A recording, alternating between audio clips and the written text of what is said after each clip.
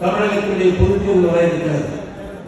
இந்த பொதுத் தேர்தலை முன்னிட்டு முன்பாகவே தேர்தல் பணியை தொடங்கிய நிர்வாகிகளை அழைத்து ஆலோசனை நடத்தினார். ஓராண்டுக்கு முன்பாகவே மாவட்ட கழக செயலாளர் அழைத்து ஆலோசனை நடத்தினார். இப்படி பல்வேறு ஆலோசனைகளுக்கு பின்பு பல்வேறு ஆலோசனை நமக்கு தொலைநோக்கு சிந்தனையோடு இந்த திட்டத்தை உருவாக்கி நம்மிடத்தில் கொடுத்தவர் போற்றுதலுக்குரிய எடப்பாடி அவர்கள். ஒரு அறிவியல் பூர்வமான தேர்தலை சந்திக்க இருக்கிறார். அதன் அடிப்படையிலே தான் ஒரு வாக்குச்சாவடியை கிளைக்கழகமாக உருவாக்கி அதில் 9 பேர், அதிலும் குறிப்பாக ஒரு கட்சியில் பெண்களையும் இணைத்துக் கொள்ள வேண்டும் என்று உறுதிப்பாடோடு கிளைக்கழகத்தையும் சகோதரிகளையும் 3 பேர் இணைக்க வேண்டும் என்று உத்தரவு பிறப்பித்து நமக்கு சமமாக தேர்தல் பணி ஆற்றுவதற்குரிய வாய்ப்பை உருவாக்கி கொடுத்தவர் நம்முடைய போட்டுதலுக்குரிய எடப்பாடி. நம் முன்னால் என்ன பண்ணியிருக்கிறார்? இங்கே வந்திருக்கின்ற நாம் அனைவரும், முன்னால் வந்திருக்கின்ற நீங்கள் அனைவரும் இந்த 2026 தேர்தலில் தமிழகத்தில் இருக்கின்ற பல்வேறு பகுதிகளுடைய தளபதிகள். இந்த தளபதிகள் நீங்கள் அங்கே சென்று நம்முடைய பொதுச் செயலாளர் என்ற ஆணைக்கேற்ப அங்கே இருக்கின்ற மற்ற கட்சி நிர்வாகிகளோடும் தொண்டர்களோடு இணைந்து நீங்கள் கடுமையாக உழைக்க வேண்டும். இன்னும் 4 மாத காலம் தான் இருக்கிறது. இந்த 4 மாத காலத்தில் நம்முடைய எதிரி யார் என்று சொன்னால், உண்மையான எதிரி நமக்கு திராவிட முன்னேற்ற கழகம் என்பதை மாற்றவோ மறுக்கவோ முடியாது. ஒவ்வொரு கிராமத்திலேயும் அங்கே ஒரு கிளை இருக்கிறது என்று சொன்னால், அதிமுக உருவாக இருக்கிறது என்று சொன்னால், அடுத்ததாக இருக்கின்ற ஒரு இயக்கம் திராவிட முன்னேற்ற கழகம். 2026 நடைபெற இருக்கின்ற அந்த தேர்தலில் நாம் அதை சந்திக்க இருக்கிறோம்.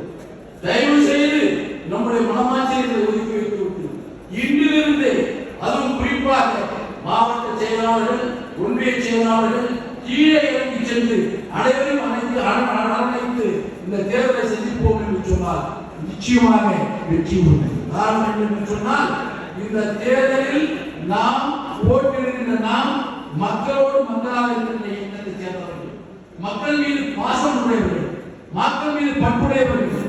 நாம் ஒவ்வொரு முறை தேர்தலில் புரட்சி தலைவர் ஆட்சி காலத்தில் இருந்து இதுவரை ஒவ்வொரு தேர்தல் பார்த்தீர்கள் என்று சொன்னால், மக்கள் முழுமனதோடு ஏற்றுக்கொண்டுதான் நம்மை ஆட்சியில் அமைத்திருக்கிறார்கள். ஆனால் திராவிட முன்னேற்ற கழகம் அப்படி அல்ல. 96 தேர்தலில் வெற்றி பெற என்று சொன்னால் விபத்தில் வருகிறார். 89 தேர்தலில் வெற்றி பெற என்று சொன்னால் விபத்தில் வருகிறார்.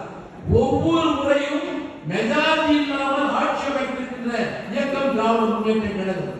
ஆனால் நம்முடைய இயக்கம் ஒவ்வொரு முறையும் மக்களால் ஏற்றுக்கொள்ளப்பட்டு ஆட்சி அமைத்த இயக்கம் அண்ணா திராவிட முன்னேற்ற கழகம். தயவு செய்து இந்த தேர்தலில் நம் எதிரிகள் மட்டுமல்ல, துரோகிகளையும் வளர்க்க வேண்டும்.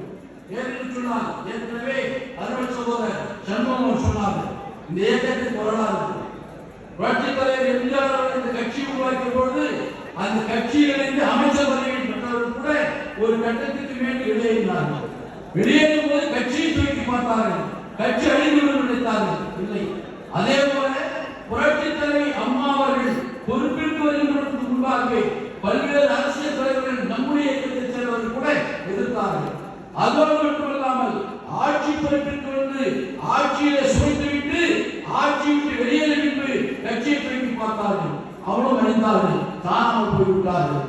அதே போல்தான் இன்று தொண்டர்களில் ஒருவராக இருந்து, தொண்டராக இருந்து, இணை செயலாளராக இருந்து, ஒன்றிய செயலாளர் இருந்து, அமைப்பு செயலாளர் இருந்து, கொள்கை பரப்பு செயலாளர் இருந்து, இப்படி படிப்படியாக உருவாகி தலைமுறை நன்மதிப்பை பெற்று தொண்டர்கள் 2 கோடி தொண்டருடைய உணர்வோடு பொதுக்குழுவிலே பொதுச் செயலாளர் என்ற அந்தஸ்தை பெற்று இன்று அமைந்திருக்கின்ற பொதுச் செயலாளரை வீழ்த்த வேண்டும் என்று துரோகிகள் முயற்சிக்கிறார்கள். அந்த துரோகிகளும் எப்படி புரட்சி தலைவர் ஆட்சி காலத்தில் வெளியேறி புரட்சி தலைவரை வீழ்த்த வேண்டும் என்ற முயற்சியில் தோன்றார்களோ, அதே போல எப்படி புரட்சி தலைவி அம்மாவோட ஆட்சி காலத்தை சொல்லிவிட்டு வெளியேறி புரட்சி தலைவியை விமர்சனம் செய்து புரட்சியை வீழ்த்த வேண்டும் என்று சொன்ன அவர்கள் காணாமல் போய்விட்டார்களோ, அதே நிலைதான் இன்று நம்மை எதிர்க்கின்ற துரோகிகள் வருகின்ற 2026 தேர்தலுக்கு பின்பு அவர்கள் காணாமல் போவார்கள். அப்படி காணாமல் போவதற்கு நாம் வழியாக கொடுக்க வேண்டும். நாம் அப்பொழுது எதிரியை நன்றாக பார்த்தால் மக்கள் நம்மை ஏற்றுக்கொள்ள மாட்டார்கள்.